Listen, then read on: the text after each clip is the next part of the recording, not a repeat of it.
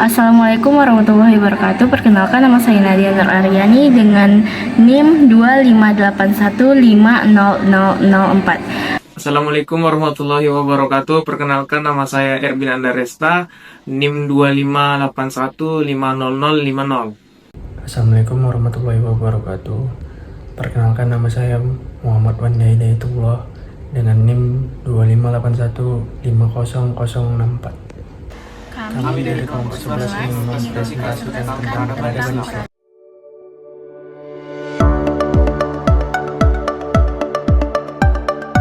Video ini saya akan menjelaskan tentang masa kejayaan Islam. Runtuhnya peradaban Islam pada masa lalu disebabkan oleh beberapa faktor. Salah satunya itu, yang pertama itu, mulai pudarnya ketaatan para pemeluknya, saling iri, dengki, dan serakah. Yang kedua itu, modernisasi telah mengglobal yang ditandai dengan berkembang pesatnya alat-alat telekomunikasi. Yang ketiga itu, perpustakaan sekolah sebagai jantung sekolah telah sepi dikunjungi karena terlena oleh alat-alat komunikasi. Peradaban Islam terbagi menjadi 3 periode besar. Periode yang pertama itu disebut dengan periode klasik. Periode klasik ini yaitu periode kejayaan Islam yang dibagi menjadi 2 fase. Fase pertama itu fase ekspansi yang terjadi sekitar tahun 650 sampai 1000 Masehi, dan fase kedua itu fase disintegrasi yang terjadi sekitar tahun 1000 sampai 1250 Masehi. Periode kedua itu dinamakan dengan periode pertengahan, yaitu periode kemunduran Islam yang dibagi menjadi 2 fase. Fase pertama itu fase kemunduran Islam yang terjadi sekitar tahun 1250 sampai 1500 Masehi. Dan fase kedua itu fase munculnya 3 kerajaan besar yang terjadi sekitar tahun 1500 sampai 1800 Masehi. Periode ketiga itu disebut dengan periode modern, yaitu periode kebangkitan Islam yang ditandai dengan munculnya para pembaharua Islam. Periode ini terjadi sekitar tahun 1800 hingga sekarang. Masa kejayaan Islam itu terjadi sekitar tahun 650 sampai 1200 Masehi. Periode ini disebut dengan periode klasik. Pada kurun waktu ini terdapat 2 kerajaan besar, yakni Kerajaan Umayyah dan Kerajaan Abbasiyah. Pada masa Bani Umayyah, perkembangan Islam ditandai dengan meluasnya wilayah-wilayah kekuasaan Islam dan berdirinya bangunan-bangunan sebagai pusat dakwah Islam. Kemajuan Islam pada saat ini meliputi bidang politik, agama, ekonomi, ilmu bangunan, arsitektur, bidang sosial, dan militer. Sementara itu, perkembangan Islam pada masa Bani Abbasiyah ditandai dengan pesatnya perkembangan ilmu pengetahuan. Masa kejayaan Islam pada saat itu juga disebabkan oleh beberapa faktor, yakni faktor internal dan faktor eksternal. Faktor internal yang menyebabkan kemajuan Islam pada saat itu meliputi konsistensi dan istiqomah umat Islam pada ajaran Islam. Yang kedua itu ajaran Islam yang mendorong umatnya untuk maju. Yang ketiga itu Islam sebagai rahmat seluruh alam. Yang keempat itu Islam sebagai agama dakwah dan keseimbangan dalam menggapai kehidupan duniawi dan ukhrawi. Sementara itu, faktor eksternal yang menyebabkan kemajuan Islam pada saat itu terjadinya asimilasi antara bangsa Arab dan bangsa lain yang lebih dahulu mengalami perkembangan dalam ilmu pengetahuan. Yang kedua itu usaha penerjemahan kitab-kitab asing yang dilakukan dengan giat. Selain faktor internal dan faktor eksternal tersebut, kejayaan Islam juga disebabkan oleh adanya gerakan ilmiah atau etos keilmuan dari para ulama yang ada pada periode klasik. Gerakan-gerakan ilmiah tersebut meliputi yang pertama itu melaksanakan ajaran Al-Quran secara maksimal, melaksanakan isi hadis, mengembangkan ilmu agama dengan beristihad dan mempelajari ilmu filsafat Yunani. Yang terakhir itu ulama yang berdiri sendiri dan menolak menjadi pegawai pemerintahan. Dari gerakan-gerakan ilmiah dan etos keilmuan tersebut muncullah para tokoh-tokoh yang memiliki semangat beristihad dalam mengembangkan ilmu pengetahuan, seperti Abu Al-Walid Muhammad Ibn Rus. Beliau ini menguasai ilmu fikih, kalam, sastra Arab, matematika, fisika, astronomi, kedokteran, dan filsafat. Yaitu ada Abu Hamid Al-Ghazali. Karya beliau ini membahas tentang ilmu akidah, ibadah, akhlak, tasawuf berdasarkan Al-Quran dan hadis. Selanjutnya itu ada Yakub bin Isa Al-Kindi atau yang disebut dengan Al-Kindi. Al-Kindi ini pernah berpendapat bahwa filsafat tidak bertentangan dengan agama karena sama-sama membicarakan tentang kebenaran. Selanjutnya itu ada Al-Farabi. Ilmu yang ditekuni beliau adalah logika, musik, kemiliteran, metafisika, ilmu alam, teologi, dan astronomi. Selanjutnya itu ada Ibnu Sina. Nah, beliau ini menulis lebih dari 200 buku. Di antara karyanya yang terkenal itu yaitu Al-Qanon fi At-Tib yang membahas tentang ilmu kedokteran dan Al-Shifa yang membahas tentang filsafat dan ilmu pengetahuan. Selanjutnya saya akan membahas tentang sejarah masuknya Islam ke Indonesia. Nah, Islam di Indonesia ini mempunyai cerita unik, beda dengan negara-negara lain. Di Nusantara, Islam justru bisa berbaur dengan budaya lokal. Contohnya itu bentuk masjid yang mirip dengan arsitektur tradisional ataupun tradisi syukuran yang digabung dengan ajaran agama Islam. Sebelum Islam datang, masyarakat Nusantara sendiri sudah mempunyai peradaban sendiri, yaitu budaya asli dan adanya pengaruh Hindu-Buddha dari India. Mengapa saat Islam datang ke Indonesia, agama tersebut cepat diterima? Karena dibawa oleh pedagang dan ulama yang tidak hanya berdagang, tapi juga menyebarkan ajaran hidup yang lebih sederhana, adil, dan maju dibandingkan peradaban sebelumnya. Ada dua jalur penyebaran agama Islam. Yang pertama itu dari jalur kontak dagang dengan muslim luar. Yang kedua itu muslim asing menetap menikah dengan penduduk lokal dan berbaur. Menurut sejarawan Azio Madri Azra, Islam datang ke Indonesia dari banyak arah, bukan dari satu tempat saja. Maka dari itulah banyak teori yang mengungkapkan tentang siapa yang pertama kali membawa agama tersebut, kapan dan dari mana. Teori-teori masuknya Islam ke Indonesia ini akan dibahas oleh rekan saya selanjutnya. Baiklah, di sini saya akan menjelaskan tentang teori-teori masuknya Islam ke Indonesia. Ada beberapa teori mengenai pembawa Islam pertama ke Nusantara, yaitu 1. Teori Gujarat, India. Teori ini menyatakan Islam dibawa oleh pedagang India pada abad ke-13 melalui bukti batu nisan Malik Al-Saleh dan nisan Maulana Malik Ibrahim yang bergaya Gujarat. Kedua, teori Arab. Teori ini menyebutkan Islam datang langsung dari Arab pada abad ke-7 melalui pedagang Arab dan didukung oleh catatan Ibnu Batutah. Ketiga, teori Persia. Teori ini yang berargumen Islam dibawa dari Persia pada abad ke-13 melalui bukti kesamaan kaligrafi dan aliran Syiah seperti tradisi perikatan Asyura atau 10 Muharram di beberapa daerah di Indonesia. 4. Teori Cina.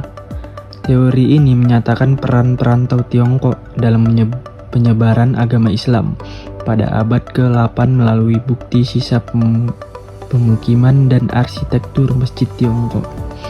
Walaupun berbeda pendapat, semua sepakat bahwa perdagangan adalah jalur utama penyebaran Islam. Pedagang muslim menikah dengan pedagang lokal, tinggal di kota-kota, pelabuhan, dan lama-lama membentuk komunitas muslim. Dari sinilah muncul kerajaan-kerajaan Islam, misalnya Kerajaan Samudra Pasai, Sumatera abad ke-13, Kerajaan Demak di Jawa pada abad ke-13, Kerajaan Ternate dan Tidore di Maluku, Kerajaan Goa Talu di Sulawesi, dan masih banyak lagi. Selanjutnya saya akan menjelaskan tentang Islam di Sumatera. Catatan tertua tentang Islam di Sumatera berasal dari Marco Polo tahun 1292. Dalam perjalanannya pulang dari Tiongkok, ia singgah di Aceh Utara dan ia melihat sebagian penduduk Perlak sudah memeluk agama Islam.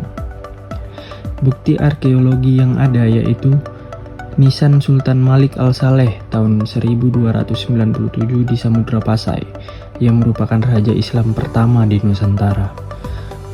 Kedua, makam Tuhar Ami Suri di Barus menunjukkan Islam sudah ada di daerah itu sejak abad ke-10 Masehi. Sebelum Islam, penduduk Sumatera banyak yang menganut Hindu-Buddha, dipengaruhi Sriwijaya. Namun, karena posisi Sumatera strategis menghadap langsung ke jalur perdagangan Selat Malaka dan Samudra India, sehingga pedagang muslim sering singgah, berdagang, dan berdakwah di sana. Bahkan catatan Cina menyebutkan adanya kerajaan bernama Taxi di Sumatera. Taxi adalah Cina untuk orang Arab atau orang Muslim yang menunjukkan hubungan diplomatik antara kerajaan lokal dengan dunia Islam sejak awal. Daerah lain di Sumatera Utara yang mendapat pengaruh Islam antara lain: 1. Barus, yang merupakan pusat perdagangan kapur baru sejak abad ke-7 Masehi. 2. Pematang Siantar, disebarkan lewat pedagang Melayu dari Batubara dan Asahan. 3. Sibolga, Mandailing, dan Tapanuli yang juga mendapat pengaruh Islam. Selanjutnya saya akan menjelaskan tentang Islam di Barus. Titik nol Islam di Nusantara. Barus adalah kota kecil di Tapanuli Tengah, tapi memiliki peran yang besar dalam sejarah Islam di Indonesia. Sejak abad ke-6 Masehi, Barus sudah terkenal sebagai penghasil kapur barus dan bahan penting untuk pengawetan jenazah. Bahkan di dalam Al-Quran disebut kafur. Pedagang dari Arab, Persia, India, dan Tiongkok datang ke Barus untuk membeli kapur barus. Bukti bahwa pedagang muslim singgah di Barus yaitu: 1. Komplek makam Mahligai dan papan tinggi yang dipercaya sebagai makam-makam ulama awal penyebar Islam. Kedua, kisah 44 Aulia yang dipercaya masyarakat setempat sebagai wali penyebar Islam. Ketiga, nama ulama terkenal Hamzah Al-Fansuri, yaitu sastrawan sufi besar yang lahir di Barus.